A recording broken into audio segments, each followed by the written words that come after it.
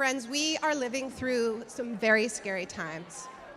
In the face of the fires roiling our world, we have to find our own fire. We have to be that fire. Truth and fire. That is what we need. And our next speaker embodies these twin imperatives with every word that she speaks and every choice that she makes. Please join me in welcoming Greta Thunberg.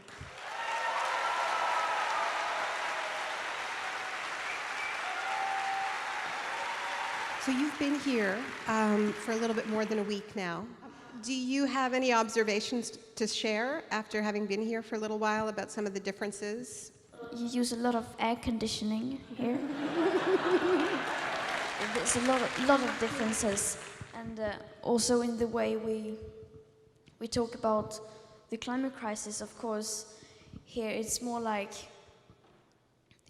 something you either believe in or not believe in. Yeah. And where I'm from, it's more like it's a fact.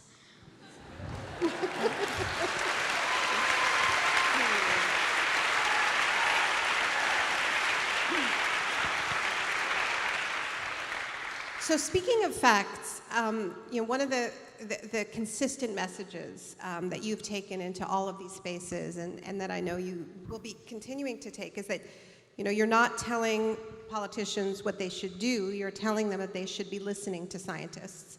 As a researcher and writer about climate change myself, I'm always struck that your speeches are so careful and could easily be footnoted with all of the best scientific reports. And so I'm wondering how you work with climate scientists, what your relationship is. I have a very close relationship to a lot of climate scientists, and when I have made a speech like this is almost finished, I send a copy to, it could be one scientist, sometimes it's 5 or 6 scientists, and to just let them have a look and make sure everything is as it is supposed to be. Mm-hmm. It's amazing. I mean, just this idea that you've been skipping school is so absurd to me, I mean, this is just an incredible advanced level education that you've given yourself on the fly and under so much scrutiny, because very, very quickly you've become really the most prominent voice of the climate movement, and that is a really heavy responsibility.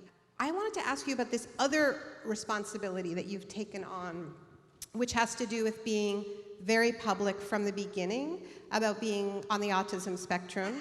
That leads to a whole other level of responsibility, because you're probably also the most prominent person in the world right now who self-identifies as being on the autism spectrum, and that's really, really important to people who identify with it.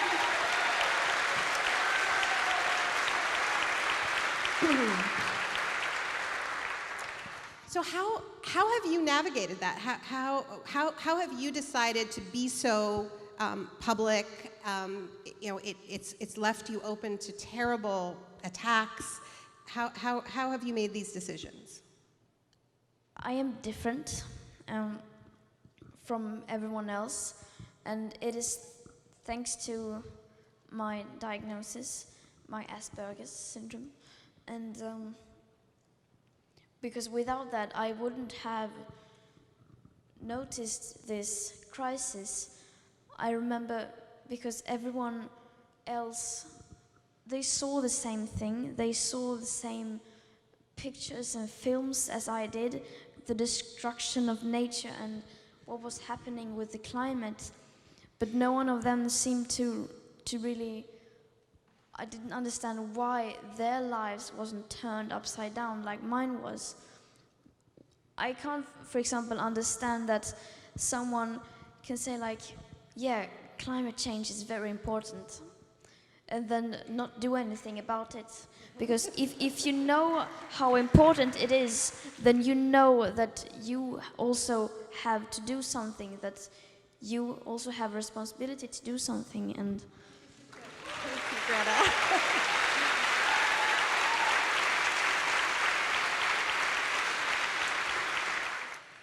So I wanted to talk a little bit about how we can support you, if there's any ways that we can support you with these disgusting trolls that go after you. I mean, obviously, I can't do anything about it. Honestly, I think it's funny. As well you should. I don't know how many laugh attacks I have had just watching these tweets. And sometimes I have like a competition with myself to find the most absurd conspiracy theory. Because they go after like things like my personality and how I am, how I look, how I behave, and I mean that is just a sign that you are winning, and that they don't have any more arguments to go after you. And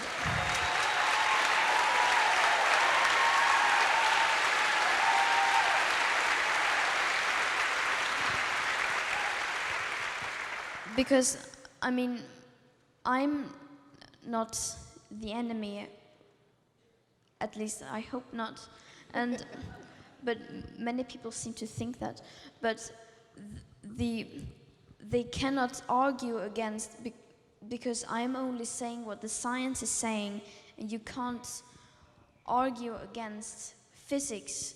If there's a fire there, and I say, it's a fire there, we need to put it out. Yes, we need to put that fire out.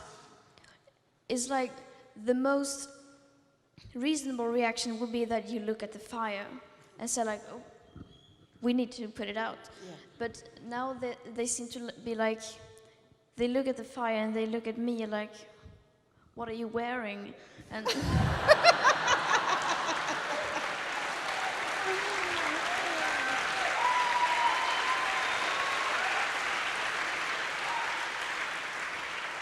there is this debate going on within the Democratic Party as it tries to decide who to run against Donald Trump, about whether or not to have a response to climate change that is very bold, that spends a lot of money to do these transformations, and this counter response, which is it's too much, it's too big, it's too expensive.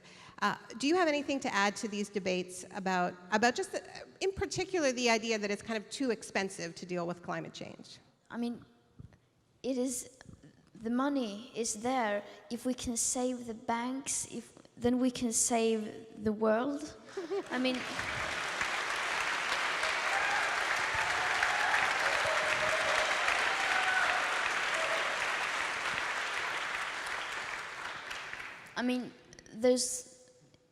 if there's something we are not lacking in this world, it's money. And I mean, of course, many people do lack money, but I mean, governments and these people in power, they do not lack money. And also we need to have the polluters to actually pay for the damage they have caused.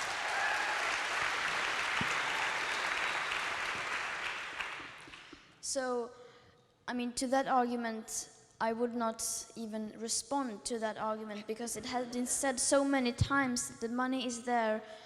What we lack now is political will and social will to do it. So to that I don't respond. Yeah, fair enough. Greta, thank you so much for being here. We are so honored by your presence.